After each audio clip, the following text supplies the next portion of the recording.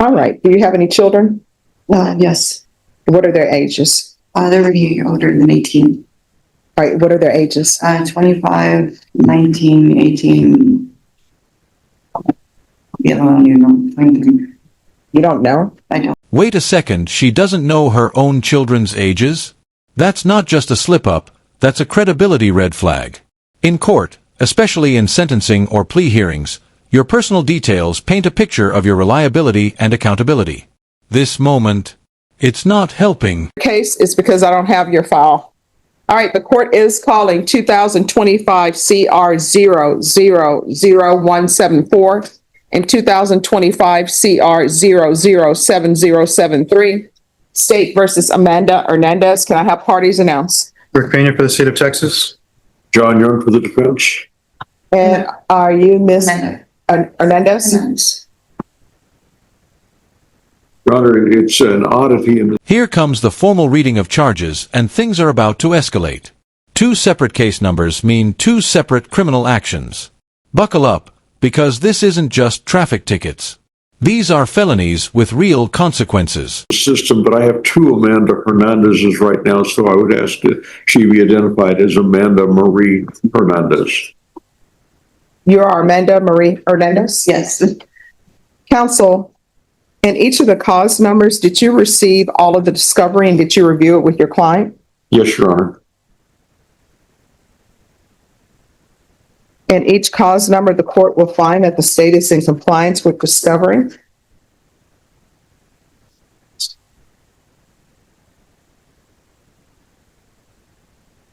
In each cause number, did you review the document entitled Application for Deferred Adjudication or Community Supervision with your attorney?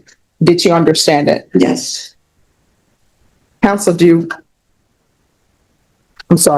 Ms. Hernandez, in each cause number, did you review the documents entitled True Bill of Indictment with your attorney? Did you understand it? Yes. And counsel, do you waive the reading of the indictments? I do, Your Honor. State, are you proceeding on the indictment as presented in each cause number? For both cases, yes, Your Honor. Ms. Hernandez, in each cause number, did you review the court admonishments with your attorney? Did you understand it and sign it in all the appropriate places? Yes. In the cause number ending in 7-4, you're charged with fraudulent use or possession of identifying information less than 5 items. That's a state jail felony. Range of punishment is anywhere from 180 days up to 2 years in the state jail facility and up to a $10,000 fine. If the court were to grant your application for deferred adjudication, if for any reason your deferred adjudication were revoked, the court could find you guilty and sentence you up to 2 years in the state jail facility and up to a $10,000 fine. Did you understand? Yes. In the cause number ending in 7-3, you're charged with injury to a child or elderly or disabled person, bodily injury. That's a 3rd-degree felony. Range of punishment is anywhere from 2 to 10 years in prison and up to a $10,000 fine. If the court were to grant your application for deferred adjudication, if for any reason your deferred adjudication were revoked, the court could find you guilty and sentence you up to 10 years in prison and up to $10,000. Notice how the judge carefully spells out every single right she's waiving? That's not just protocol, it's protection. Judges do this to ensure no one can later claim ignorance, especially in plea deals. Courts aren't playing games. $1,000 fine. Did you understand? I did. If you have a plea bargain agreement with the state, the court does not have to follow your plea. If for any reason the court does not follow your plea and gives you more than you bargained for, the fact that you entered a plea will not be used against you and you will be allowed to withdraw your plea. Did you understand? I do. You have a right to jury trial, a right for you or your attorney to cross-examine and confront any witnesses. The state would call on the right to remain silent. By entering this plea, you were giving up possess any weapons or ammunition. You're waiving your right to appeal. The only No contest. And in cause number 2025 CR 007073, how do you plead? No contest. State any evidence. As to both cases, Your Honor, state offers into evidence, State Exhibit 1 with all attachments. No objection, Your Honor. All right, and state, have you spoken with the complainants? We have, she's here, and at the conclusion, Did you review the waiver and consent to stipulations with your attorney? Did you understand it and sign it in all the appropriate places? Yes. Did you understand that by entering this plea, again, you're giving up your right to jury trial, a right to remain silent, and the right to cross-examine witnesses? Yes. Did you understand that today the state would be presenting evidence in the form of witnesses' statements and police reports, but most importantly, there'll be no live testimony? Did you understand? Yes. Court will find that defendant has knowingly and voluntarily waived and consented to stipulation of testimony and stipulations. Court will accept into evidence states exhibits 1 and attachments and will review the same. Yes. All right. Do you have any children? Yes. What are Twice now she claims she doesn't know a child's age, yet these aren't minor details. For someone pleading guilty to injury involving a child or elderly person, the irony here? Devastating. How can you harm someone whose age you can't even recall? their ages? They're already older than 18. All right. What are their ages? 25, 19, 18, and my life. All right. When's the last time you were employed? Prior to coming into jail, so about 4 months ago. Doing what? Yeah. And who were you caring for? My best friend and 2 neighbors of his. All right. Who is Oscar Lara III to you? Oscar Lara. The person you were in the vehicle with when all of these cards were found? In the vehicle, I was by myself. Yeah. According to the stipulations,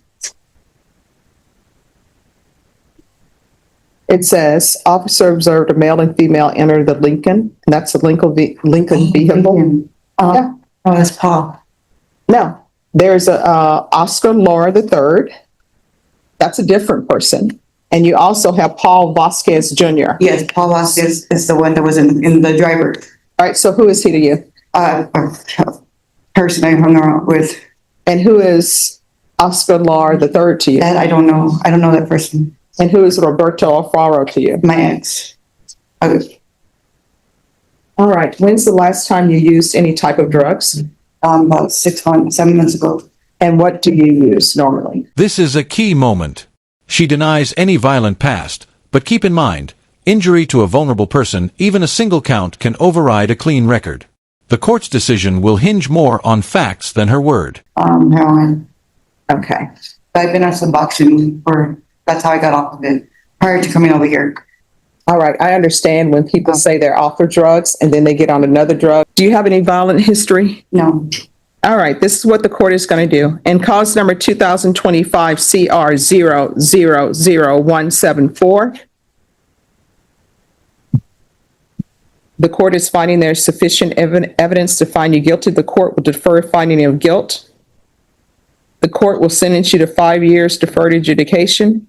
This will run concurrent with 2025 CR 007073. Taking into consideration 2024 CR 011068, there's to be restitution to Audrey, Audrey Bash, BASH, Roberto Alfaro, Arturo Olivares, regular reporting by Zoom or in person, regular random UAs, proof of employment within 45 days of release, no employment as a home health care provider or with minors, no residing with minors or the elderly. Field visits 1 time per month until further notice. There's to be a referral to felony drug court and Esperanza court in custody. And there is to be 150 hours of community service restitution and 60 sober support meetings in 60 days. Probation, is there anything else? Is there anything else you need from the court with regards to that case? No. And cause number 2025 CR 007073, the court will sentence you to a $1,500 fine. That will be probated. This will run concurrent with 2025 CR 000174. Taking consideration to be done in custody. Referrals to both Esperanza and drug court in custody. I know that my client, part of her reason for entering these plea bargains. Sign it. Yes, Because these are plea bargain agreements, because I followed your plea bargain agreements, and because you waived your right, those things, it's going to be a violation of your probation. Weapon or ammunition is you'll need to speak to an attorney. Do you understand? yes. All right, we can go off the record. And this court, communication is key. If there's an issue, you need to let your probation officer know about it. If you feel as though they're not addressing it, you can always come back to the court. Do you understand? All right, so here's the other thing. You're not allowed to be a home health care provider. You're not allowed to take care of the elderly. You're not allowed to take care of minors. If you do any of those things, it's going to be a violation of your probation, and a motion to revoke is going to be filed. You also are not allowed to live or reside in any household where there are minors. Do you understand? And where there are elderly persons. You understand? Yes. All right, good luck to you. Your Honor, Yes. the definition of elderly is sometimes a little Here's your legal nugget of the day. In Texas, elderly often means 65 and up. But this judge, drawing the line at 55. That's a sharp reminder that judges sometimes interpret laws with discretion, and that interpretation could define where you're legally allowed to live. fuzzy. My interpretation of that is it's a person over 65 years of age. All right, so let me clarify. How old are you? I'm 45. You're 45. You cannot, Vashawn, for her, 45 is 10 years older than whatever she is. So you're not allowed to live with anyone who is 55 or older. You understand? Okay. All right, thank you.